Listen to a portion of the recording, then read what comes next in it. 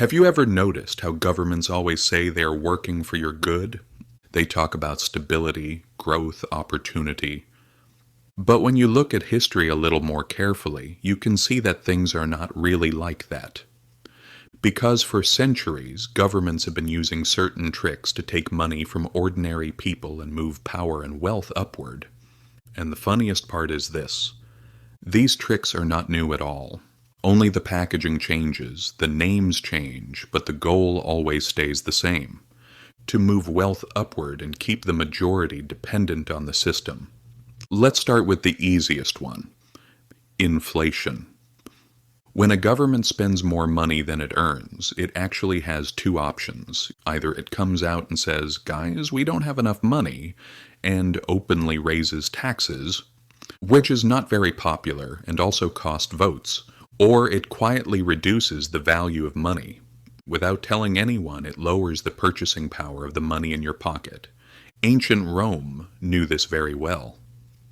In the 3rd century, when war expenses increased, they started reducing the silver content inside the silver coin called the denarius.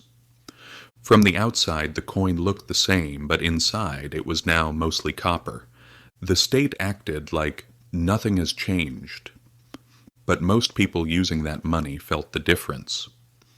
Prices went up, savings melted away, and wages were no longer enough. It was like a silent, hidden tax taken from the people. The same thing still happens today. The only difference is that now it's central banks instead of mints. In the Middle Ages, this game had another form: forced loans. Kings went to the doors of wealthy merchants and said, "You will lend money to the state." And it was not a request. If you said no, there were fines, confiscation of property, or even worse. They said it would be paid back, but either it was paid very late or paid back with devalued money. And still the state continued its palaces and its wars, while merchants had no choice but to give up their money, and this was called patriotic duty. And this system worked very well for centuries. Then things became more institutional. In 1694, the Bank of England was created. The reason was very simple: they needed money for war. The wealthy lent money to the government, and the government guaranteed interest payments funded by taxes. Sounds nice, right? But who was paying those taxes? Ordinary people like us, buying bread, drinking beer, buying cloth. The wealthy earned risk-free interest, and the bill was paid by the public. That's why government bonds are still considered the safest investment today. And now when we come to the present day, the tricks have become even more diverse. Governments take on huge debts and issue bonds. They tell the public, "We will build roads, we will create jobs." But in reality, most of the money goes to defense companies, big corporations, and bailout packages. When it's time to pay the debt back, they don't cut spending at the top. They raise taxes, create inflation, or cut social benefits.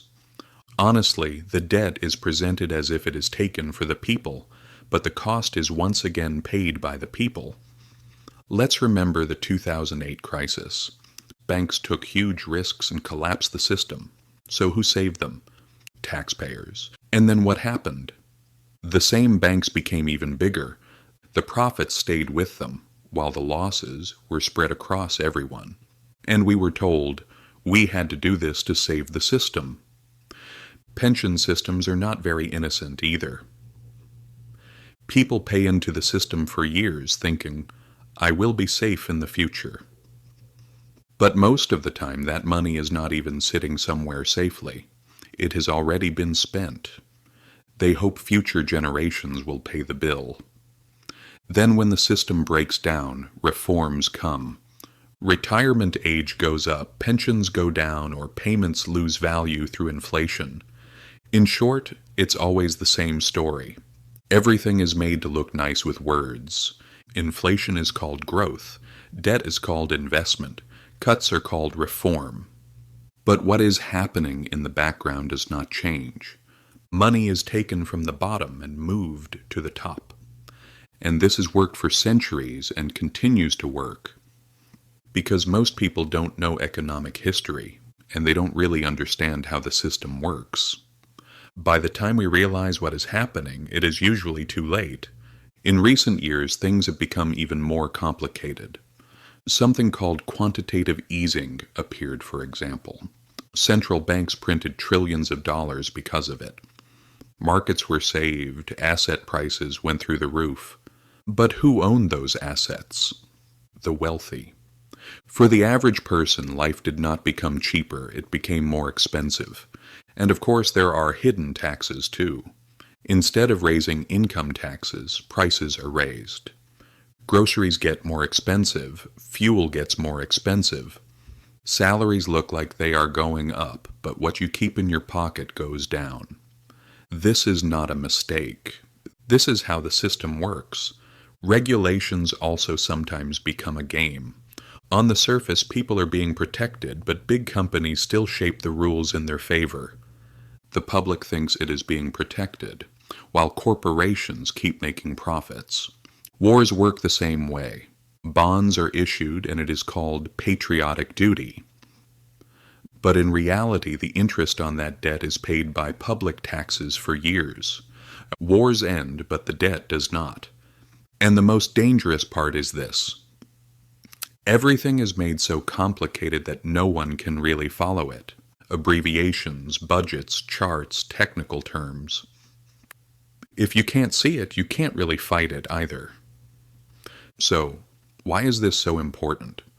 Because all of this is still happening. Inflation eats away at savings. Debt keeps growing. When there is a crisis, bailout packages come again.